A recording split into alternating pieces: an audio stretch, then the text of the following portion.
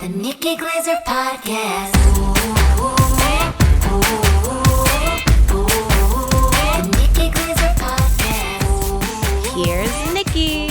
Hey, here I am. Welcome to the show. It's Tuesday. It's the Nikki Glaser Podcast.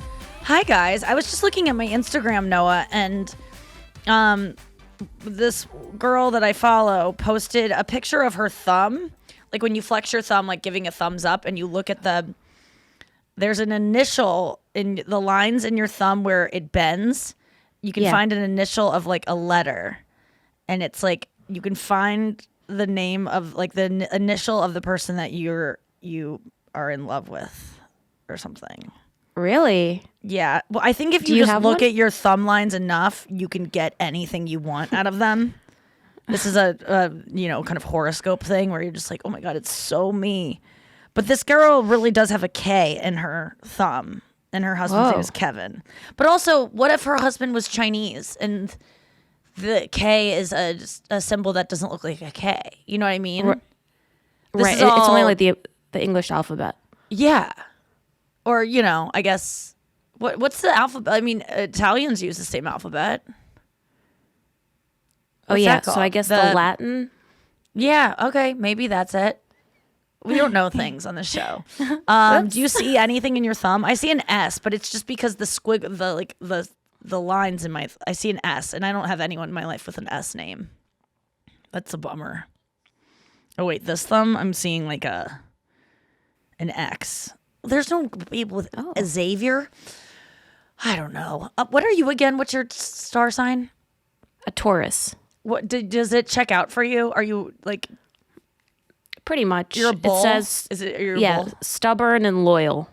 Stubborn and loyal. Okay. Yeah, I would say that you're both those things.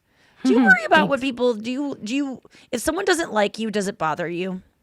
Because I went to therapy yesterday and was talking about being a people pleaser, and I'm going to a therapy session with someone that I'm seeing, and I'm not even like official with, but we're just seeing if we should be. It's that's really healthy. Interesting. But that's you're talking about people pleasing because that's one of my character defects, that this person, it doesn't make them feel safe because they think that I am not consistent, and like, I can say that I like someone or I can say that I don't like someone, and then I'll post something promoting their album or whatever. And for me, I really work on being more consistent with my word. Like I'm less of a two-faced person than I used to be in the past. I think it was just a lot of insecurity. But now I do when I say like, oh God, that person's so kuh, and then I end up like posting their album or liking them, or being kind to them when I see them. I argue that someone can be kuh and I can still like them. Like people contain multitudes. Like I can really hate this thing about someone, but that doesn't mean that I don't think they're funny and want people to see their album. And it's not even about, and sometimes for me, like, I think that sometimes people pleasing or, being nice to people that are in positions of power can be interpreted as, oh, I want something from them in terms of like, they can give me some of like, I'll get a role on their thing, or they'll like me and they'll put me in something and I'll get more famous. And, that's not really why I ever people please. I generally people please or am fakely nice to someone when I don't like them because I'm scared of them. It's more of fear, not of like missing out on the things they can give me, but fear of them being mean to me. Yeah. What are you scared of in that situation if someone is mean to you? I'm scared they're going to say things about me that are going to confirm my biggest fears about myself, and then I will have to just like then that thing that I've always secretly thought about me, they're usually the type of person, the people that I'm most scared of are usually these people that are not scared to like tell you the truth, and a lot of times it can be very cruel, and I'm just scared of I'm scared of being of upsetting someone to the point where they're like, you're ugly, like pretty much being called ugly or being called like untalented or a fraud. All my deepest insecurities of like, I'm truly this thing, or like, your face is sag. Just something mean. Whose truth is that though? Like if you are with a person and you get in and that person doesn't like you, and their truth is to tell you what they think about you, which is probably a projection of themselves and what they think about themselves. Why is that the truth? Because I tend to, I think, value people's opinions when they're a type of like narcissist where they just seem like they know what's right. Like I sometimes, I think based on not having a lot of self-esteem growing up, I just kind of deferred to people who had the confidence that they were right. And so I still have that in me that if someone, it's their truth and that's enough for me. Like if they think I'm ugly, whether or not it's true for them.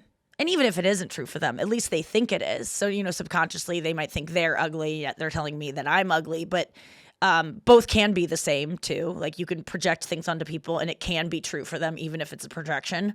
So I think it's, just having someone out there who generally the people I'm most scared of are people that I know talk shit about people and can spread lies and opinions like wildfire and get their comments the most upvoted so the most people can see them. Like that's generally why I don't want to comments, on my YouTube clips, or I don't like to read YouTube comments because people's opinions get formed based on those people's, the most outspoken people's opinions of you. So I think that's it. And I just wonder, I wonder what's the difference between me wanting someone that I'm kind of scared of. I've talked about this, like I have nightmares that I'm nice to Trump. I'm scared of Trump. Trump's like complete lack of empathy and his unbridled confidence and smugness and self-assuredness that is intimidating to the masses and that can obviously influence the masses is terrifying to me. And I want him to like me, even though I hate him. I still want him to like me because I'm scared of what, if he does not like me, what that could do to my life. And so there are a lot of people like Trump, and I'm talking about narcissists who I seek their approval because I'd rather them not notice me or like me. But if they don't, I don't want, I think a lot of times, this person and others too can see me be nice to people that I truly hate. And they are like, this is so inconsistent. You're being nice to someone. And it's like, I'm just trying, because I have to interact with this person, I'd prefer it to be kind than for it to be negative, Neutral. because I don't want the brunt of what it is to be on their shit list. So I overcompensate by being nice. If I could choose, I would have zero interaction with this person and not exist to this person. But if I'm forced to interact with people that I do have strong opinions about in that way, I'm going to be super nice because I'm scared of them, because I'm smart, because sociopaths and narcissists are dangerous. And if they don't like you, you should be scared.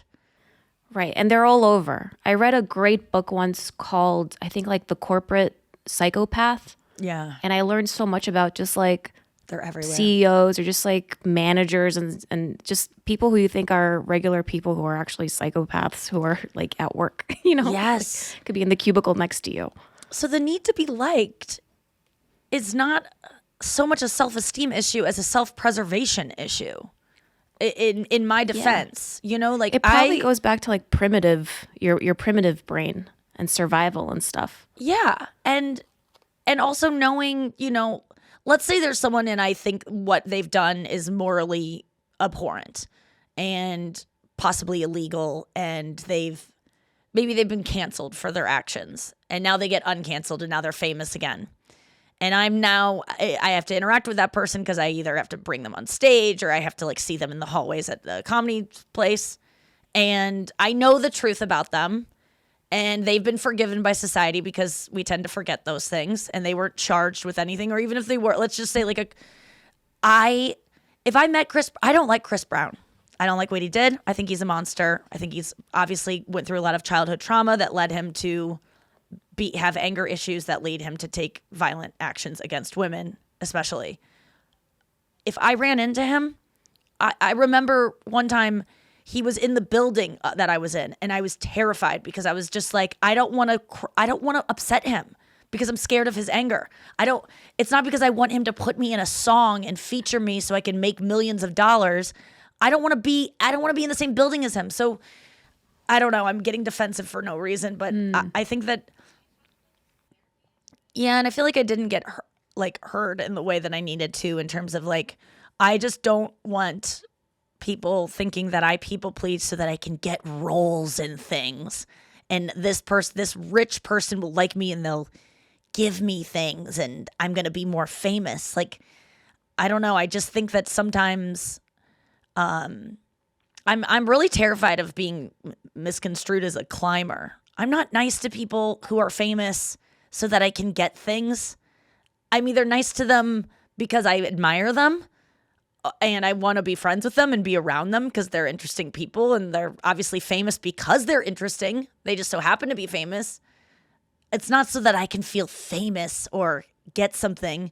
When I've been put in things that people have given me over the year, like I have a defense up of this. I'm writing a chapter for this book about it, that I'm writing about, when I started getting success early on, people would say it's because that guy wants to fuck you. That's why they gave you that thing. Or you got that thing because that guy, you did have a relationship with that guy, so he offered you stage time. I would always turn down stage time. I don't take things unless I know that I can do a killer job at them. Barring Dancing with the Stars. Dancing with the Stars, I did agree to do, even though I knew I would be struggling at it, because it's part of the show that you struggle, is built into it, that you don't have to be required to be a good dancer. But if someone offered me, early on in my career, when I would be offered by comics who probably wanted to sleep with me, yes, there was a little bit of that, and they would offer me stage time, like 5 minutes on my show, come do it, hang out.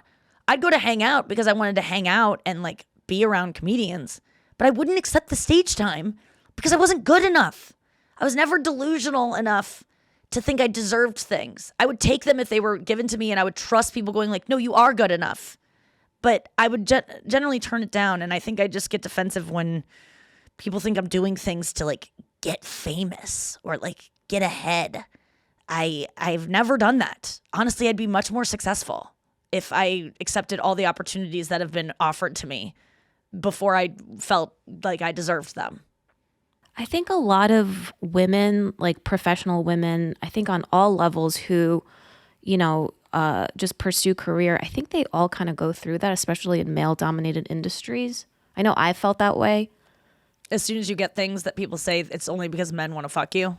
Yeah. Oh, because you look hot. They just want to see you more. They want to see your ass more. Stuff like that. It's not about like the quality of my work. Listen, that might be true. Let's just be honest. Which is fine. Men do give women opportunities who they want to fuck, but that doesn't mean that you're not also talented. Both can be true.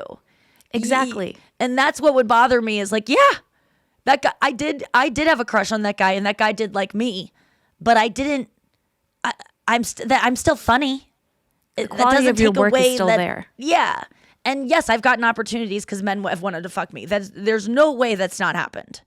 It's just the way it is. That's happened. Am I supposed to turn down that work even though I know that I could do a killer job?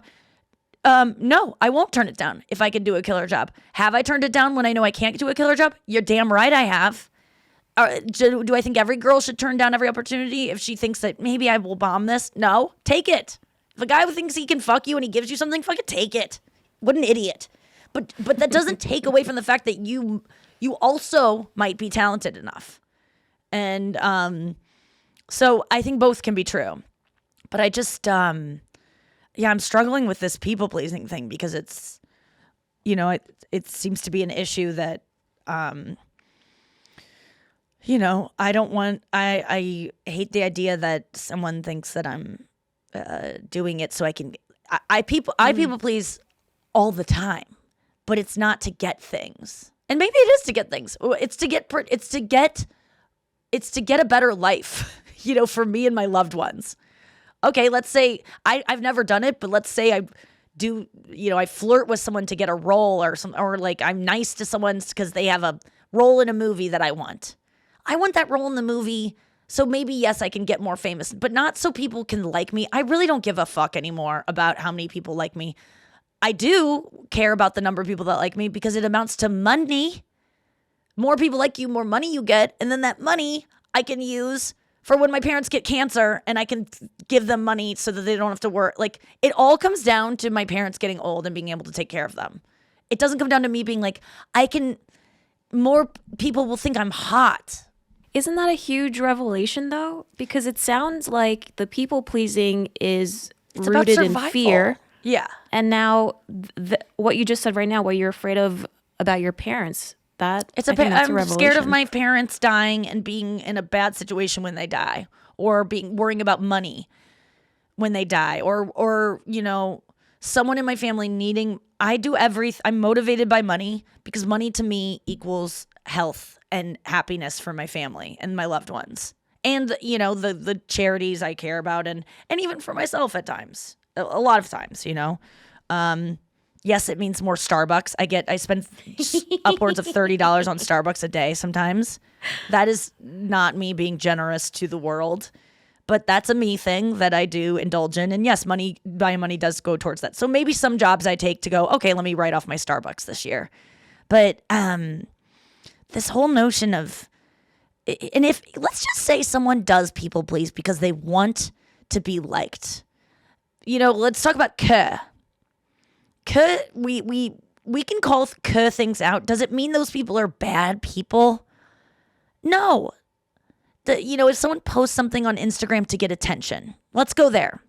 The most abhorrent thing that we all can think of is like someone being thirsty and just wanting sympathy, or like wanting to look cool, or wanting people to think they're special. What is that really rooted in? Or should we hate those people as much as we do? Should cause us to hate people? No. Should, honestly, if we track it, should make you go, that's so sad that person doesn't feel good enough that they can't just drive down the street without revving their engine. They are so insecure that they need to get attention by taking on this identity of, they seek it through other ways. So I see them as misguided. Yeah, a misguided person. Misguided and in search of attention. They want attention. We have this disgust for people who want attention, but truly it's just, if you saw them as that baby crying and not getting their mom to come nurture them when they're screaming, crying, and they have shit in their pants and they've been left for hours because their mom is playing fucking solitaire on the computer, whatever neglect they suffered that led them to later rev their engine, you'd go, that poor person. But some reason when they rev their engine, we go, fuck you, you fucking loser. So cuss still can be called out, and we should still go kuh, because we want people to be more self-aware about when they're doing those sad things, and maybe go, I don't want to be a guy that's kuh. Why don't I look into why I'm actually doing this and get to a place where I don't need to disrupt those around me to get this love that I wasn't met with as a child. So this doesn't take away from kuh. Let's still call out kuh. But to hate people that are kuh, we don't need to do that. And anyone who we see on Instagram today that we're like, oh my God, they want people to like them so much. So what? That doesn't mean they're bad. It means they're sad. Be sad for them. Don't be mad at them. And that's my final thought on that. Let's get Andrew in here. Andrew!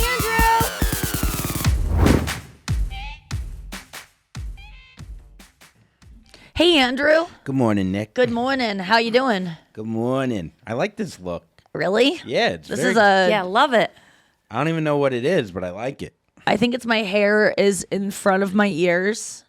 Yeah, with the pink hat and the black sweater. I don't know. You look cool. Yeah. I Thank told you. Nikki the same thing. I said, I like your look. I don't know Lewk. what it is about this look that is doing it. Yeah, I don't I have know makeup either. on. I don't know. It's cool. It's Thank just you. Hip. Thanks. Hip. Hip hip hooray. Hip, all right. hip. How'd you sleep? Okay. Yeah. Okay. Okay. Yeah. No dreams of Lil Jon, although he's always in my heart. You did almost steal his crunk cup. I know. We almost hung out with him again, too. I know. He was in Columbus when we were It was Yes. yeah, you, me, and Andrew Santino was in Columbus too, and Andrew was going to hang out with Lil Jon. Didn't happen. No, I got excited though. We did go out in Columbus though. Yeah, we went to. That was the first time I've been out like ever. We went to a bar with it was almost a college bar. It was a very college bar. Yeah. It's weird, neither one of us drink. So there's nothing more like a zoo than a college bar when you're not drinking. Like, I can't even imagine what I look like in college to someone that walked in who was 41 years old. And not drunk. Yeah, Yes. not drunk. I mean, I probably had my shirt tucked in. I loved it. I felt invisible, because you're not like a young hot thing. So I felt like I could just like people watch. It was fun. Oh, yeah, it was a good It time. was so loud though. I just cannot. Guys, protect your ears. Start wearing earplugs at concerts, and I can't believe people don't wear earplugs at concerts. It makes me so worried for them. If you were a college kid and you had earplugs in, you would get thrown out of the party. I would have done that had I even thought about it back then. I would have done it. I was very cautious. But those bars are so fucking loud, and I think it's, because drunk people are loud. Drunk people get so loud. Maybe because the music's so loud. No, they're loud no whenever matter you're what, in but- you go to a restaurant and there's a table of drunk people, the screaming starts, and I wonder what it is. You just get stupider. I'm working dumber. on a new premise. Did you hear it last weekend? I was talking about, and I feel like it's going to really be a good point about, one of the things I always think about when I quit drinking, and that's in that Alan Carr book that I always promote, is that, people say, oh, I need alcohol. It's liquid courage. Like, it makes me a better version of myself. It makes me brave. Yeah. It makes me be able to conquer social anxiety and all these things. If it was really made you brave, all alcohol does is make you dumb. It doesn't make you brave. You just do things that are dumb. Like, because your sense of don't do that little voice in your head that's telling you not to do things that are going to get you killed or harm you, gets drunk. So so this whole thing of I'm more brave isn't real when you're drunk. If it was, firefighters would get loaded before they ran into a burning building. That would be awesome, by the way. But why don't they then? If drinking alcohol really makes you brave, Yeah. why don't firefighters get drunk? Yeah, or like football players drink Or before- surgeons, Well, or someone doing a thing that requires a lot of nerves. It's because it doesn't make you brave. It makes you stupid. Alcohol does not. When you get drunk and you tell someone like, I like you, or whatever it is, you don't do that when you're not drunk, because it's not a smart thing to do, because your body is regulating like, hey, this is going to protect you. This is not. And it makes drunkenness is on if you keep drinking, you get all the way to full blown, the word you can't say. Dumb. Yeah. Very dumb. I feel like when I used to drink, it was definitely, I guess, to feel more brave at a party, Yes. which is just me being able to say hello to a random girl. Like, that's my bravery. But I mean, you I would wouldn't put a even say the right firefighter thing. outfit on, but Yeah. no, but yeah, you wouldn't. It's, I guess, brave and awareness. Bravery goes is down. conquering a fear, is overcoming the anxiety that you go, if you're about to bungee jump and you're super scared, bravery in that, or running into a burning building, or doing something heroic that, you have anxiety about, or public speaking. Like, I had to get over public speaking without drinking. Like, when people drink so they can go on stage, you're not getting a good performance. You're dulling everything about yourself so that you can get past that thing. When you really conquer a fear, that's when it's really brave, because it's requires when you tell a person you like them, or make a move on them, or go lean in for a first kiss, this thing that is fraught with you're fraught with anxiety, because you're like, what if they reject me? What if they don't like me? Well, what requires you to get over that when you're sober is that you like them enough, that you're willing to risk it. Yes. And that is true bravery, when you are willing to look fear in the face and say, I see you, and I'm still going to do it. That's bravery. Getting drunk enough so that fear doesn't even raise itself, That's not bravery. You're not overcoming anything. You're a loser. I guess You're a loser. I don't think you're a loser. Yes, you. I mean, I think the argument. I'm not saying you're a loser if you drink, but like you shouldn't be proud of that. But you did nothing. But I think the argument is that You put game genie on yourself. If you have like 5 or You're 7 cheating. drinks, I agree. But if you're only doing 1 or 2 drinks and you're just a little bit looser, Listen, I think that's fine. I think I take Xanax sometimes. Yeah, that's what I'm it's the saying. same It's thing, like a drug. But it's not. You shouldn't be proud of yourself. If it's not real. Be proud of yourself if you ask for help and you go get a prescription for something that'll take the edge off. But and if you have an anxiety disorder, we're talking about a different situation here. But if you're drinking so that you can get things done, you're not actually. You're capable of so much more, and you're capable of feeling so much more about your decisions and the things you do on the other side of those very scary moments than if you just drink yourself to a place where you can do them. I'm with you, except for the fact that I think that people that have a healthy I think you can have a healthy relationship with alcohol. I know that sounds kind of like an oxymoron. I believe but that. I think there's people out there that can fucking like be insanely intelligent and maybe be not braver. I think the word brave is, but they're not drinking so that they can say something or dance a little bit, or maybe they are though. Maybe they are. Well, if they're doing that, then they're doing it so that they Running Man. But if they want to dance and the only way they can is to drink, you've got a problem. But if when they happen to drink, they just suddenly want to dance, that's different. But if you're like, I used to drink because I wanted to be more social and I wanted to have more friends and fit in and not and tell boys I like them and kiss boys and be able to hook up with guys. That didn't help me in my actual pursuit of intimacy, which is what I truly wanted. It actually made me not even present for those moments. Oh, yeah. I was able to have them, but when I quit drinking, what was waiting for me was not like, oh, good, I've got all that practice that I did. I got all those intimate moments while I was drunk that I got past it at one point. That meant nothing. All of those, I was still starting from square one, which it was still waiting for me when I quit drinking, of the anxiety of getting over all the things that I was still scared of before I started drinking. What is interesting is I went to not a wedding, like a bougie party, which 1,000%, if I was still drinking, I would have had 9 drinks within the first 5 minutes because that's how uncomfortable I was with these kind of people. And to be on the dance floor with these, it was like, what, like no way in fucking hell. But within like an hour, it took me about an hour and 15 minutes to finally feel comfortable. Mm-hmm. And I danced with Brenna on the dance floor, completely sober. And I remember all the dance, and I remember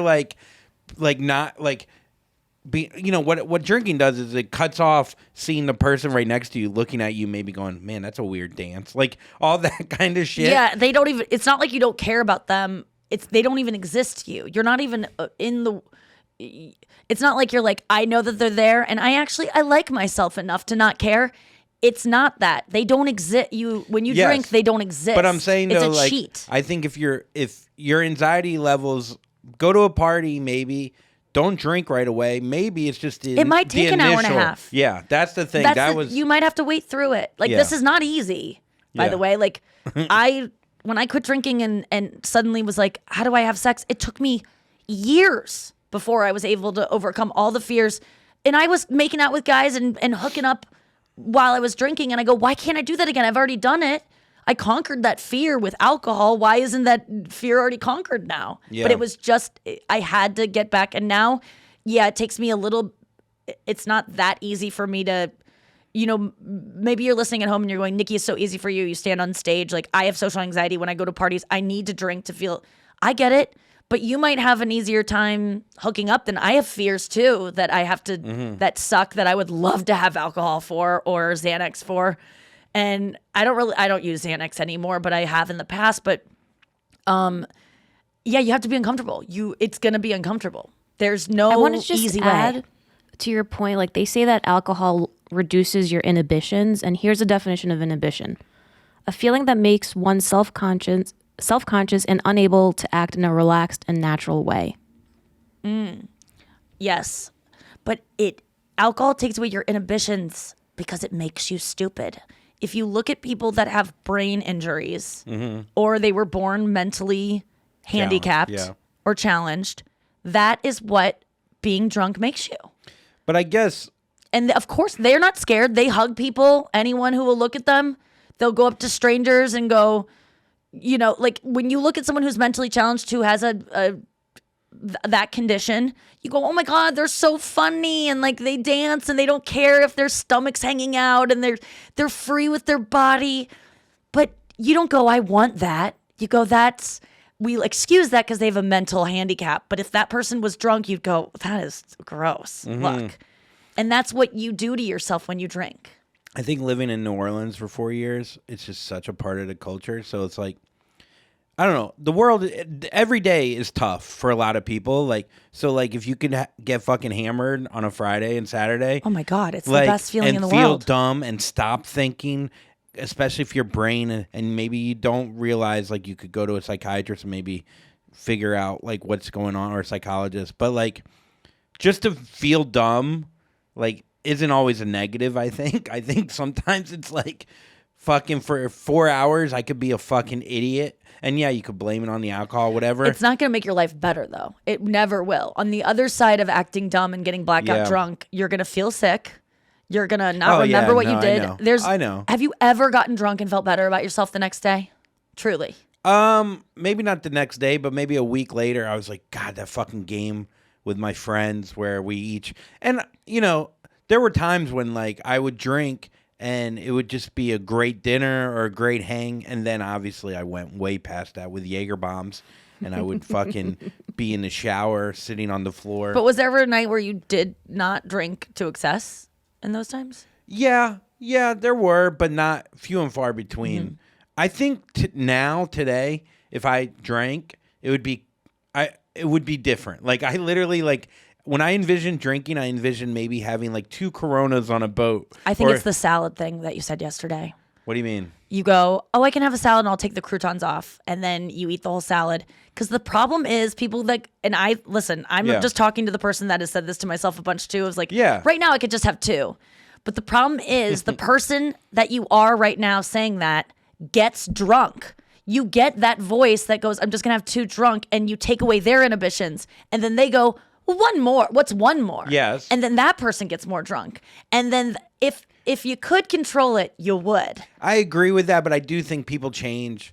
And yes, I just think like, I think back on like what I would spend my money on, like buying a fucking Mercedes in cash. Well, you know what I think would happen is that you would not like the feeling of being drunk as much. Right now, that's how I feel. Like, I think it would make me feel sick right away because I would just be like, oh, I don't like feeling out of control. You know how some people just never drink because they're like, oh, I don't know. It just made me feel like sad and out of control. Yeah. And some people just don't respond to that well because they like themselves and they are like, it made me feel less me. Mm-hmm. That's how you might feel now because you actually like yourself. I know. It's so interesting. Whereas before you hated yourself. So when you felt less you're like, finally.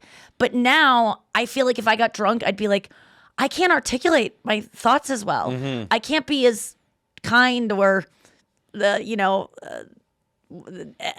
whatever it is, or like engaged, like, or I feel like a little like the world is spinning a little bit. I used to love that feeling. I was telling Emil this weekend, I used to tell my last year of drinking, I remember telling my friend Sabrina, I remember being like, I was at the creek in the cave and I go, let's get black out. Like that would be my goal, is to just disappear. Mm-hmm. I get the person that wants to take the weekends here. Let me just clock out. I take depression naps so that I can just not exist for a couple hours. I get wanting to clock out. I'm not judging it. I'm just saying if you're convincing yourself that it's a healthy thing to do, you're wrong. Yeah. But that's okay. I do unhealthy things all the time. But telling yourself that it actually makes your life better in the long run is a lie. But that's okay. You're allowed to lie to yourself. You're not a bad person because you're lying to yourself. You don't deserve to punish yourself because you're lying to yourself. It's just a thing you do to get by, and that's okay. Yeah, I used to react that if someone was like, if I felt judged at all, like my first reaction would be like, oh, well, you just don't have a good time. You don't understand the culture in New Orleans, or you don't understand. You get very defensive, Yeah. And I don't know. Yeah, I mean, look, I just think back, like the best times that I ever had drinking was like when I wasn't getting blacked out. It was more like we're just hanging with some friends. Like when you and, get like, tired, it's almost like a little drunk because your inhibitions go away. And that's when I get to see Andrew be a little bit drunk because he says things that like you're already unfiltered, but when you get tired, that's The another edge, form you know? of being stupider. Like your Yeah. brain starts to shut down and you get a little bit more of the word you can't say. And it becomes funny to see someone that just is a little bit out of it. I mean, that was like And less that was like filtered. my personality my whole life before. Like it was all about saying the outrageous thing or the darkest thing, and like. But you always had an getting- excuse for it too. I was Oh, drunk. well, yeah, with the booze. I yeah. mean, when people cheat and they go, I was drunk, that's such a balm to put on your broken heart if you're a girl that gets cheated on. He was drunk. He didn't mean to. He was a different person. When you cheat and you're sober, that is a different vibe. That is like that's a different. But guess what? That's on a Tuesday at like 7 yeah. p.m. That's yeah. I it's mean, a girls are like, "Are you sure you weren't drunk? Please tell me you were drunk." No, I was level-headed, Nah, and I it- just don't like you or respect you. And It was I have no Wednesday integrity. during lunch at the office. Oh, yeah, God. yeah. No, you were hammered though. please, so Did you have a kombucha? Yeah. Did you have 9 kombuchas? I had so All right, let's get to the news. The news apparently you're. You heard it here first. Yeah, you heard it here first. All right. Oh man, it's Tuesday, folks. You know what that means? It is Tuesday.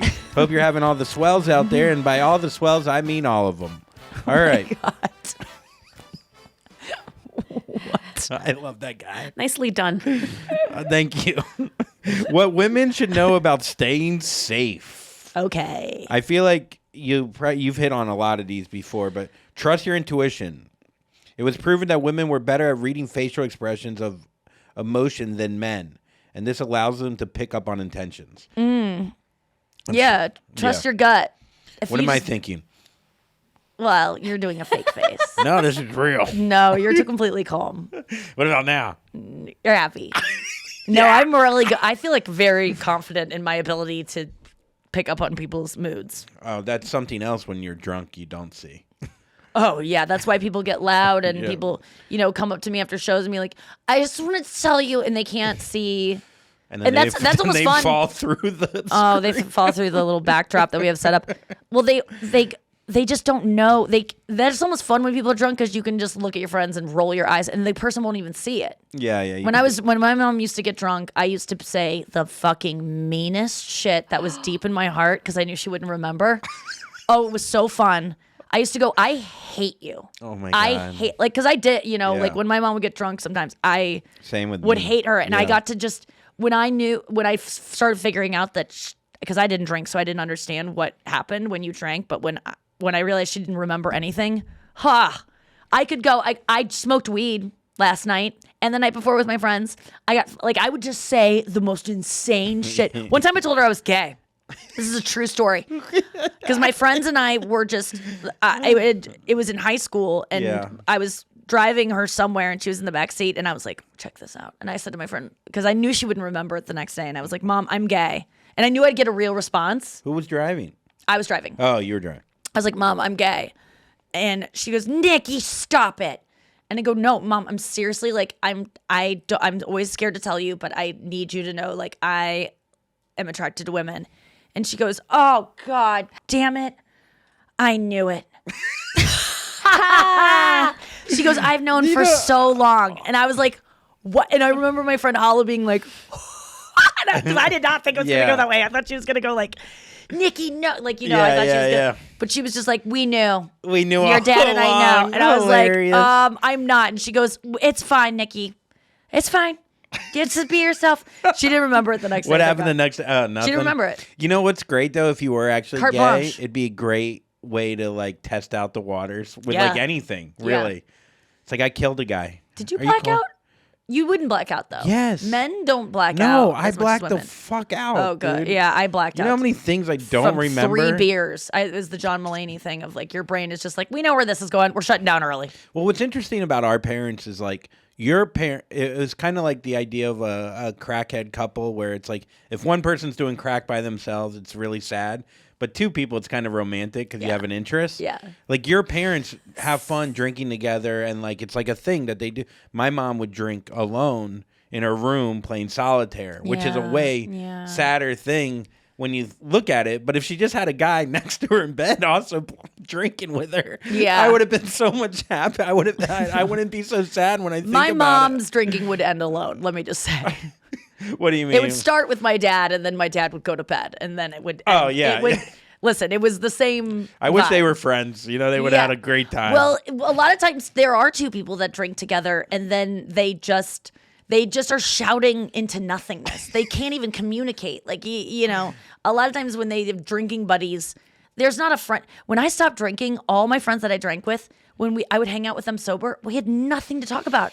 There was nothing there because the when you're other drunk, thing. you talk Yeah. about fucking nothing. you turn into kids. You turn talk about into, literally like teenagers They're like, talking I have about- a backpack and I just got this Whoa. backpack and this. You were talking about it. Yeah. Yeah. This is us as teenagers and I drunks. have, this is my shoe, and my shoe is. Where'd you get those? I got them from the store, and then there's this little thing on here Sick. that's like they're sometimes they hurt, but sometimes Whoa, they fit why? really well, and because my sock it gets bunched up, and then the bunched up part kind of like. What if you hurts got and- new socks, dude? I got these socks off Amazon, dude. Yeah? Fucking, they're sick, dude. They're like $15. Socks for like are so 7 of cool, them. but sometimes socks are not cool.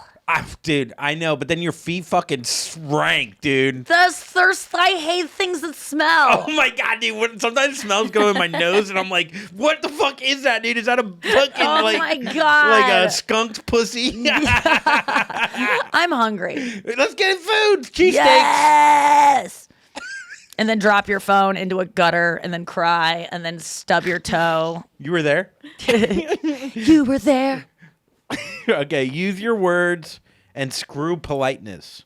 Predators rely on your politeness in order to get you into situations you wouldn't normally go along So with. many women have been murdered because they didn't want to make a guy feel bad that was making them feel scared. Yes. So many women, so many women suck penises because a guy takes a penis out and you just go, oh, that'd be rude to tell him to put it away. It's too awkward, so I'll just do what he wants. Teach your children to not suck penises. I'm telling you, if you have young girls, tell them no matter what a man does, you always have a right to say no. That makes me uncomfortable. If you're uncomfortable, you have a right to say something. I wish that would have got hammered into my head sooner than all the dicks that got hammered into my head because I Write that felt down. bad. That's very funny. Hammer it into your kid's head like a dick that they'll probably suck if you don't do that. Oh, that's so funny. You gotta. That should be a line. Learn situational awareness. Predators look for distracted victims, like in a parking garage, or like I think about how many people fucking look at their phones, but from the train station to their house, and never once look up where they could have been stabbed 45 times. Like, Yeah. that's the big one for me. Because when I think about that, when like you just like you're on your phone, you're like, how did I even get to my house? I didn't even look up once. You know what I mean? And I think Yeah. that's how people get fucking fucked up nowadays. I think that, walk through your day when you're in a safe environment. Like if you're say meditate and just go through your day and think about all the times. I went to a jujitsu class, like a self-defense, like basic course. And they were like, just throughout your day, go, if someone attacked me right now, what would I use? What would I do? And just think about all the times you're so vulnerable and what would you use? I'd use this fucking lava lamp, probably. Just to be like, dude, I'm pretty cool. Yeah, like, don't kill me. I've got good style. Dude, I have a VW van. Yeah. Scooby-Dooby-Doo. Yeah, dude. Yeah, I got it. It had no engine. I put Like, fucking. think about it, man. 9 Like chips these in there. globs. Like, why is it psychedelic? Why are lava lamps associated with like? I guess because they look like the kind of things you see when you do mushrooms. Yeah. Also, it's not moving right now. Huh? What's going on? Yeah. All right. Be careful meeting men on the internet. If you're meeting up with someone, always tell a friend or family member where you're going. That kind of ruins the romance, doesn't it? What? To tell your friend I'm going to this guy's house. Here's his address. I don't know. There's something about checking Oh, in it's so with someone. romantic to not I know. tell anyone where you're going. There is a thrill to just doing something that Just like tell no one. your friend. I That's know. not doesn't take away from the romance. Not romance, You don't have but to get to the door and go, I told everyone I know that I'm here. That you don't have to tell the guy that. Well, I love when women go, "You're not a murderer, are you?" And it's such a funny question. I'm not kidding you. I know that that's funny because what murderer is going to go, you got me. Yeah. But there is a thing too. When I asked that man that pulled over on the side of the road, are you guys going to rape me? Because Yeah. they got out of their car to like show me this cow or something. I forget. It was in the Caymans. And I go, are you going to rape me? The look on his face was so incredulous and just like disgusted Yeah. at the notion that it assured me women do know because if a guy was about to rape you and had that and you go, are you gonna rape me? And he goes, no, like Yes, it would you could kinda- it would throw them. Yeah. If you called them out and go, are you gonna murder me? It would throw a murderer. Most murderers, I would say, you would be able to.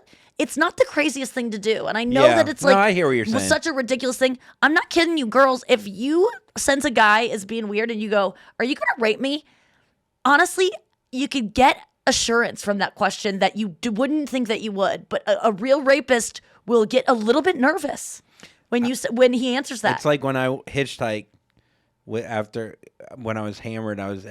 Those two guys picked me up, and I asked if they were going to kill me, and he told me that I was the hitchhiker. Like, yeah, there's more likely that yeah, I'm the killer. But like from his answer right you away, just yeah, got you assurance, just knew. Yeah, and it broke the tension. First of all, it's honest. Like, Yeah.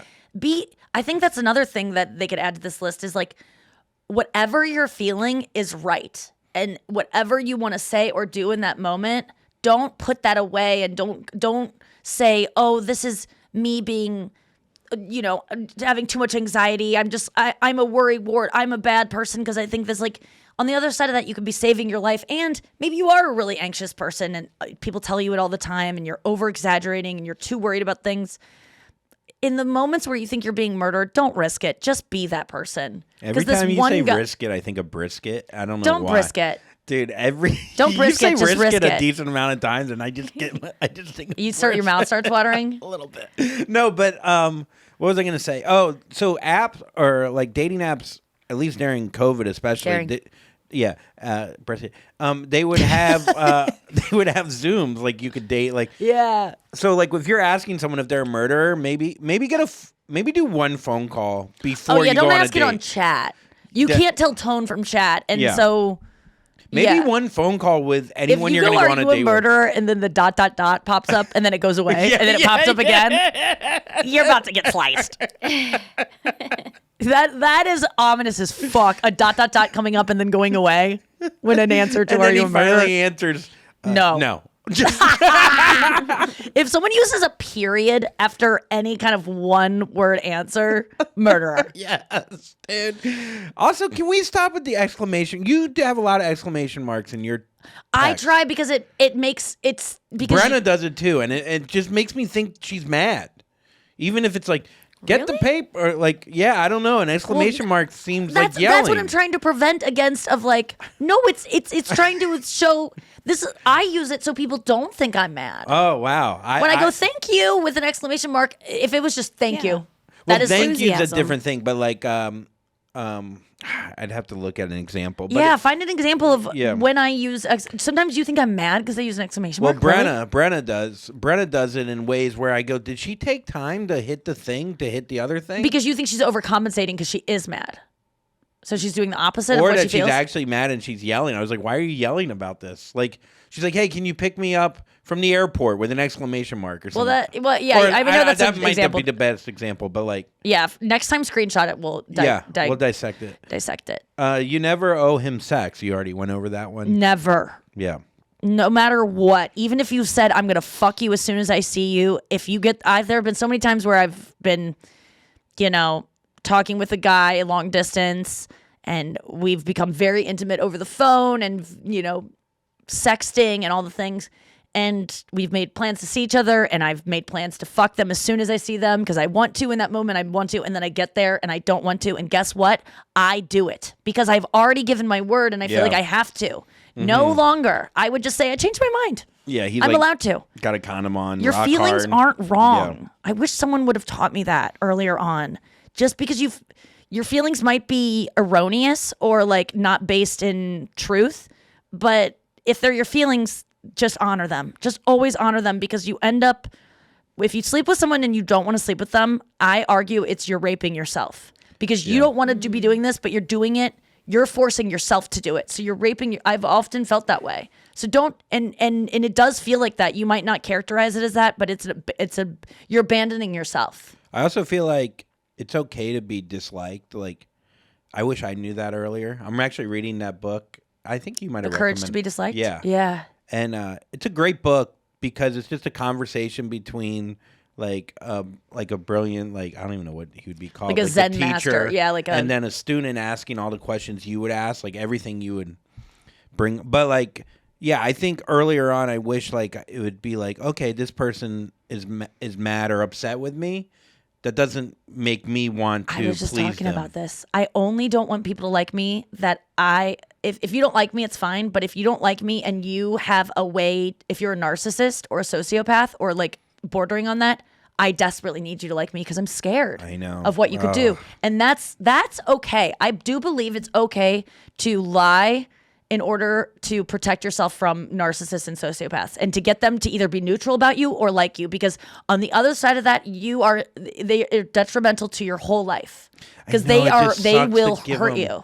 It sucks to give them that fucking energy. It doesn't matter because you can't hurt them. You'll never be able to hurt them. No, but it hurts me in the sense of like I'm even thinking about them. Why am I giving because them they are dangerous. They're dangerous people. But are they actual dangerous? Yes, or are they just I'm talking about dangerous? even comedians who are narcissists. Yeah.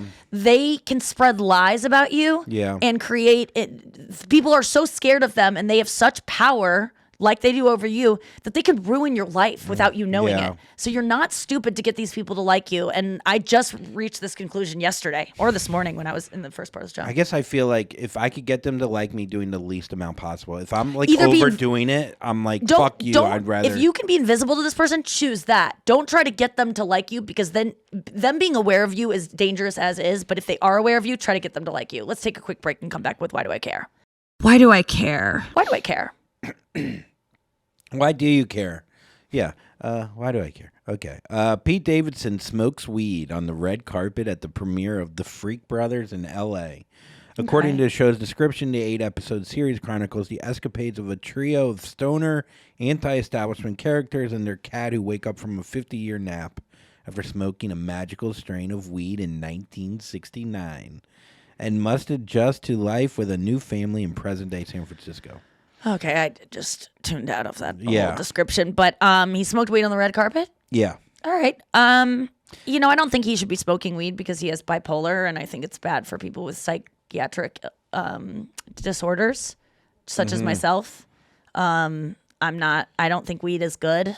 I don't judge you if you need it. I needed it for a really long time. He probably just needs it, but I hope that he gets up to a point where he doesn't, because I don't think it serves people with. There's something about weed mental illness. nowadays that, like, I don't know. It's just to me in a way. Like Seth Rogen's like known for weed. Yeah. And like just to be known for you're like a 40-year-old. Like to be known for smoking weed. It's just so to me. I don't know what it is. And like, look, I'm sure it helps a lot of people and it makes it more less taboo. But Yes. But there's something Weed- about like giving someone like a coolness factor to be like, dude, No. that guy didn't give a fuck. Weed is not cool. It is very helpful to people that have anxiety and depression and just need to get by. I mean, when I quit 3.5 months ago, and it was, I've quit several times in my life, but I really feel like more done than ever. And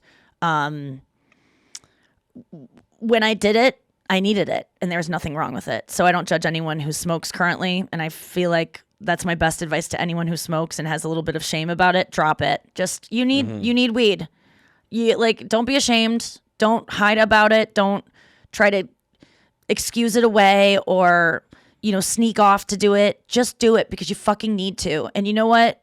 If that's what's making you not kill yourself or not cut yourself or not hit your dog or fucking hate yourself in a way that is going to bring more harm to the world, it's the least harmful thing you can do. Yeah. Because you can't cope.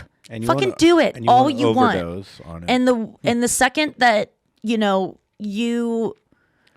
I truly believe that the only way to overcome addictions or things that you someday go, I'd like to not smoke weed. That was always my point of view. Is like, I'd like to not have an eating disorder that rules my life. I'd like to not smoke weed. I'd like to not drink. These are all goals of mine. And I wish someone would have told me sooner that you can have freedom from those things as soon as you accept that you just need them right now. You need them when you need them.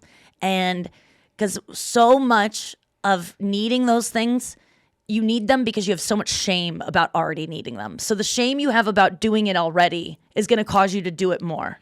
The shame I had over binging or starving would make me have anxiety and feel terrible about myself. And then I would need to starve and binge to quell that anxiety. The anxiety I had over sneaking weed and being high and being such a loser. Why do you need weed to like go? You're doing, Fallon. Why would you smoke weed before that, Nikki? You're throwing your life away. You're squandering this opportunity. The sooner I got to the place, and it took me a minute, but as soon as I got to the place of like, when I would pick up that bowl and first thing in the morning or apple or whatever it was, I wasn't at this point in my life when I was smoking from apples. I was still shameful about it. But when I got back home after Cayman and I was needing weed all summer long and get to the point where I was like really ashamed about it, it only was about 3 weeks of just going, you need it, bitch, just have it. Fucking you get this. Because instead of this, what would it be? It would be crying in bed all day and not being able to function. That's worse than this weed. It would be drinking. It would be, I need this, and that's okay. And then as soon as I was able to do that, I didn't need it anymore. There is something to the shame that you were talking about, which is like what comes first, the shame or you smoking weed? Like it reminds me of like my mom when she would smoke cigarettes, but she wouldn't smoke in front of us. She'd go to the bathroom at a restaurant to smoke because of how we would maybe judge her or how she perceived we judged her. And we probably did judge her because we wanted her to live and we fucking hated cigarettes. Yeah. But that feeling of like having to sneak off. It means that you're going to have that's anxiety. Yeah, I know. And that's almost sadder and then you to me need to have anxiety feel so uncomfortable that you need to make it go away. And what do you choose? Something that makes you feel good instantly, cigarettes. Yeah. So it's like it makes more cigarettes. When you were like with your weed stuff, like when you were eventually like honest with everyone, like, even some people that you thought maybe you didn't want them to know. As soon as I stopped that was like going in my room alone or going on the balcony, when I would just do it in front of people or go, hey, I wouldn't want to make it stinky in the room. So I'd go, I'm going to go smoke weed. I'd have to tell people I was doing it. As soon as I got really honest, and also just, you guys can judge me, but I don't judge myself anymore for this. I need this. And I know that if I didn't do this, something worse would happen for now. That's the truth. And this is the best thing I can do right now for myself. And it's all I have. So that's okay. And then when you're just nicer to yourself about that, that's when you're able to give it away or give it up, or it just becomes so much easier to give it up. And I wish I would have known that earlier. So I try to spread that message as much as possible. Whatever shameful act you're doing, as soon as you start going, it's okay that I'm doing this. I just need to do this. I don't have an option. It's all I can do right now because I'm in pain. You will be able to let go of that thing a lot easier. Unless you're going into a burning building as a firefighter. Then just get loaded. Just get hammered. Yeah. Let's get to Reddit dump. This is your Reddit dump. This is your Reddit dump. All right. It's the weekly dump of Reddit things that I found that I liked. Let me see what I got this week for us. Oh, okay. This was a good one. This was on White People Twitter, the subreddit. Did you see that picture of that stupid fucking Republicans family all posing with guns around the Christmas tree? So in the wake of the fucking Michigan school shooting, insanely, where the parents knew that the guy had a gun, and they even texted him, "Don't do it," because they obviously knew. It's just disgusting. Anyway, someone had posted a picture of that family, and then next to it was a picture of like it looks to me to be the Taliban with a bunch of guns. You know when they all pose with guns? Yeah. Like, it'll be a side by side, like a picture of this. Mm-hmm. And he put it side by side. He goes, weird. This is from the Twitter account, R Schooly. Weird how when we see gun group shots from other countries, we don't think, look at all that awesome freedom. Yeah. Isn't that interesting? This one made me laugh out loud. This was from the subreddit, to me IRL, for me IRL. I don't know what. To me in real life. Let me see what the subreddit says. For relatable posts that are too real for me RIL or me _IRL, meaning jokes, posts about mental health issues, and self-deprecating humor. Okay. So it's this little kid, and he's at a bar. It's a superimposed image of a little boy scratching his head, looking like uncomfortable kind of. And it's superimposed upon a picture of a bar, and it says, damn, I kind of want to leave. And then the meme says, me as soon as I get anywhere. And the kid's face just made me laugh. Damn, I kind of want to leave. Like, whenever you get anywhere, like as soon just being like, I don't like this. And that's the feeling you get when you stop drinking and you go to places that you used to drink Yeah. at. You just go, because that's the thing. Like alcohol makes those things tolerable. It doesn't make them fun. It just makes you stupider. So you think this thing that isn't fun is fun. People that have mental handicaps are happy with like you give them a box and they're like, well, I like it. That doesn't mean the box is inherently fun. They're just dumber than you. So like when you go to a bar after you don't drink, it's just not fun anymore. And that was the freedom of not drinking, was like, oh man, like the things that I thought were fun were not fun. I was just drunk. Yeah. Like, oh, I'm going to miss going to bars so much. No, I won't. I won't miss it because it was never fun. And there are some things that you did when you're drunk that are still fun once you get sober. Like hit the punching machine. Or like hit your kids. Yeah, that's what I call them. This is from Comedy Heaven. And this is, these are jokes that are so bad, it's ascended. So Comedy Heaven, like jokes that are so bad or just so cringe. And this is Neil deGrasse Tyson. I sent you this. Or I don't know if I saw Emil it. showed you this. Emil deGrasse? This is from Neil deGrasse Tyson. So over the course of so many years. Oh, yes. This is 10 years on Twitter. Neil deGrasse Tyson has tried to make this joke 5 different times on Twitter. Oof. First time was February 23rd, 2010. Another thought to disturb restful slumber, especially if you are vain. In a mirror, you can kiss only yourself on the lips. It got 100 retweets. August 30th, 2011. This is a year and a half later. For narcissists only, laws of reflection require that if you kiss yourself in a mirror, it will always be on the lips. July 12th, 2013. Oh, that got 714 retweets. July 12th, 2013. 2 years later. Just an FYI, in a mirror, you can only kiss yourself on the lips. 2.5 thousand retweets. He's growing. Now, 6 years later, 2000, or this is December 2019. You can kiss yourself in the mirror, but only on the lips. 21,000 retweets. And now, currently, December 1st, 2021, 2 years after the 4th attempt at this joke. This is now his 5th attempt. In a mirror, you can kiss yourself only on the lips. Yeah, word economy. 4.8 thousand retweets. So he peaked in 2019, yes. which I would say Neil deGrasse Tyson's popularity also peaked in 2019.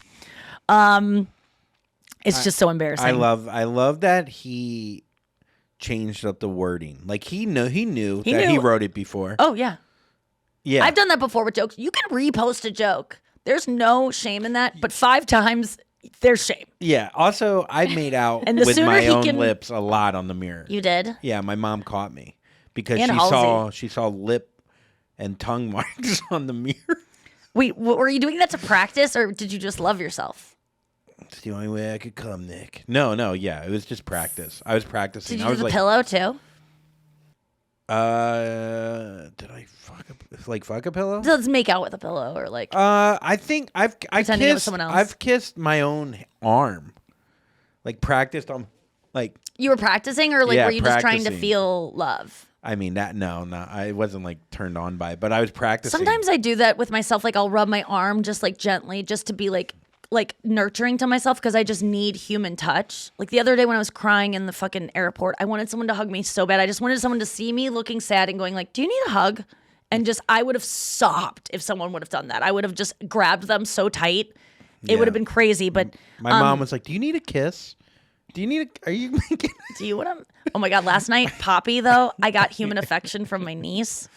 Oh, it was so great. She loves me so much now. Yeah, it's nice. And It's she just connection. loves to like climb on me and just like hug me. And like and last night she was doing this thing where she kept putting a her pacifier in my mouth and then she would bite she thought it was so funny that I was sucking on this pacifier because no adult would do that. It was like on the floor and like had baby spit on it. But I was just like, I'll do anything to Yeah. make this kid laugh. So I was going like, I'm a baby. And then she kept biting it. And it looked like we were making, and I was looking at my sister like, I'm not doing this. Like this is, and she kept taking it out and going, aha. And then I would take it out and be like, I'm done. Then she'd put it back in my mouth and just bite the other side of it. So it looked like we were just making out. And I kept looking at my sister like, I promise you, she likes this. Is this okay? Yes. I kind of like it because it's a kiss in a way, but we're not actually touching lips. And like, You're turning into your dad. it was so sweet though. She's so cute. Did you say, "Hey, babe"? Did you pet her? Uh-oh. Babe, I haven't heard that in a while. Oh my God. Yeah, your Poppy, I forgot what I was singing some song and I was putting her name in it. It's so funny when you see kids get humor and get irony. I remember what you. Not on the farm. No, not the EIEIO. Yeah, it was similar to but that. she liked it. Oh yeah, it's awesome. She was just like, I'm famous. She is so cute. Yeah, she's very cute. Oh my God, last night we were dancing. I posted on my Instagram. It is the cutest little video. Arlo was freaking out because we were doing the Just Dance thing, you know? Yeah. And he and his dad were dancing, and then Poppy started dancing, and he, as a 4-year-old would do, got really upset that she was dancing in his dance, and so he started screaming and crying and like writhing on the floor, being like, I don't want Poppy to dance. And my sister, you can hear my sister. Wait, I just want to play it because you can hear my sister say, Someone thought there was a dildo on the ground, some purple object. Oh no, that's a phone, but it does look like a little clit sucker thing. That's Arlo. It's okay, Poppy. You do you. You do you. And then Poppy then goes to start like twerking on the floor. You got to go watch it. It's so cute. She's standing there so sad because Arlo told her to stop. And my sister goes, it's okay, Poppy. You do you. And then she just drops to the floor and starts twerking. It's so cute. Final thought. Let me just see. There's one more thing I wanted to read from here. This is from Made Me Smile, the subreddit. And the person said, I'd love to see a movie based on this. I disagree, but this is a good tweet. This is from swolf_vis, V-I-S. 12 years ago, I talked to a stranger at a bar for over 3 hours. He said goodbye and nothing more when I left. In the parking lot, I got angry. I stormed back in and yelled at him for not asking for my phone number. We're married now. Oh, that girl's a masculine energy faux show. Yeah, that's a strong move. Yeah. But you know what? That's all it takes sometimes. If you felt something, go for it. And if you're the type of person that's a thing that is within your ability to do, don't squash that part of your personality to get this man, even though, I would I've tell only you to. done like something like that once, I think, in my life. I remember I went out to dinner and the hostess was really pretty. And I was like 22 or something or whatever. I was just getting back from college. And I felt like she was checking me out when I was eating with my dad. And I called the restaurant when I got home. And I go, is the brown hair girl, like, whatever? And we connected, and then we ended up going on dates, like, through that. But, like, I didn't know her name or anything. I just called the restaurant to be Good like, move. it's a strong move. Yeah. I've was, done it before. I've left guys, like, I've given my number to guys that I'm like, you're cute, and just been bold like that. And you know what? If they're not the type of guy that is going to respond to that kind of female aggressive energy, Yeah. aggressive being in quotes, like not actually aggressive, but like, taking charge, then they're not for you. My friends would do that a lot, to leave a number for the girl. Mm-hmm. It's a great move because it protects you from getting rejected right then. You can and convince. there. That's the move that my friend Kinda Andy like Lee. Bumble. Yeah. Because it puts the onus on the girl to call. Yeah, and you don't feel the rejection if she never calls because you already forgot about it probably a couple days Well, later. my friend Andy Lee, he's of Hamish and Andy in Australia, one of my favorite. Just YouTube any Hamish and Andy clip, and you'll have the best time of your life. It's a great thing to put on YouTube, and a lot of Americans don't know about Hamish and Andy. But Andy Lee of Hamish and Andy, he used to have this pickup technique where he would write his email address on a piece of paper and go up to a girl and say, "Here, if you ever want to get a drink or something, email me." I feel like phone number, because phone number is so aggressive. Yes. That it's just very intimate. And this is before Instagram, by the way. This is before DMing. But here's my email. So maybe now you do your Instagram, write on a piece of paper and go, and if I don't hear from you, I'll convince myself you lost this piece of paper. And if I do, it's great. So either way, I'm good. And Yes. literally say that to Yes. her. Say, and it's a cute thing to say.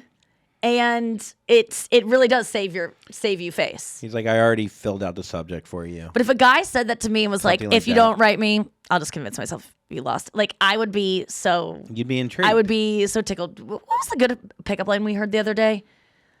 It was someone gave it to us. Emil was there, and I was like, "Oh my god, Emil, you got to do that." It was such a good one. God damn it! I didn't hear it. I don't know. Can I call him real quick to ask because I want to share I it. think what the best pickup line I've ever. I don't know. I just feel like they're so cheesy. Who gave us that? It was someone at a show. Are you tired from running around in my mind all day? It was another thing of like giving a number and being so. Oh, it was Seth Herzog. Oh, he did the greatest thing. Okay, I know it now. Yo, hey, you're on my podcast. Oh, hey. Hey, I was trying to remember what recently we were talking about pickup lines, and I had remembered that someone gave us a really good one, and I looked at you and was like, remember that, Emil? And I couldn't remember who it was, but as the phone was ringing, I remembered it was Seth Herzog. Do you remember it? Shit, the line, yeah, fuck. Wait, I'll remind you. I remember it. I just didn't want to hang up on you. So it was, and you should use it. So if you get a girl's number, Yeah. or at was so cute. you know, You just picked this up. So funny. Oh. Go ahead. Yeah. if you get a girl's number, you Wait, so I already have had to got her number? yeah, you have to get her number. That's the fucking part you need the line for. Okay, well, that's a good point. Well, I actually have advice. I just gave it on the podcast, but you give a girl your email address, and this is advice that was given before DMing, but a number's a little aggressive. You can give your girl your email address or Instagram and say LinkedIn.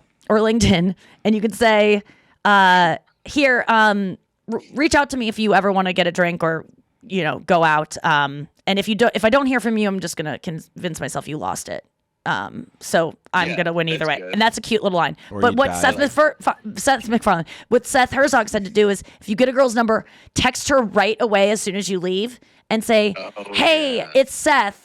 I don't know if you remember me, but I'm the guy." Yeah. Like literally seconds after you get it, say something that like, "I don't know if you remember me, but I'm this guy that you met." It's just a cute thing that would make any girl smile. That is a good one. I remember that now. It's funny. Like you got to do it right away for it to work. Yes, right away. Yeah. You can't The even do it when second you you're get back in your home. car. Yes. Yes. I'm the guy in the red shirt that Yeah. was, you might remember me. We had that conversation about like, just say it like you're writing it 5 I'm years still later. talking to you. I'm Yeah. looking at you in the face. Match your energy. I think so they're not like, is this guy crazy? Like, who would think I forgot him? You know what I mean? You hope hopefully she's like, oh yeah, he's like funny like that. You have to get, like a couple of good lines. Wait, Emil, when you see exclamation marks in text messages from people, do you take that as they're mad at you sometimes or screaming, or is it always a sign that like things are good and they're nice? Yeah, most of the time things are good and things are nice. Like multiple exclamation points, I'm like, okay, good. Like I've like Multiple. it actually puts me at ease. No, multiple in one shot, like two and like for one, that's always like this is too much. But if it's multiple within, like a whole message of like, thank you, exclamation mark. See you next time, exclamation mark. That's okay. Oh no, yeah, I'm crazy though, and I think if there's like 3 in a row, like thank you, like 5 after that, I go, I read it as like thank you. Yeah, I do Like too. passive aggressive. It's a passively Yeah. like nice. Oh, I think they're Christian. I think they're just like so like they're Southern. Thank you. Oh my god, that's so funny. All right, we have to go. Emil, I'll call you later. All right, bye. Bye, Thank Emil. you. Bye. With exclamation marks. Baby boy. Baby boy. All right, guys. Thank you so much for listening to the podcast today. We're going to be back tomorrow. Are you okay? Are you meditating? What's going on over there? Thinking of my Jack. Oh, really? What? Yeah. Jack. Your Jack? Oh, Yeah. I was like, oh, you're thinking about like your Jacking cum? off. No. Luigi, he can sense when the podcast is over. Look at his little head shoot up. He gets the tone of like, all right, guys, don't be cuh. And Jack. Wait. Okay. Jack. Jack Cole.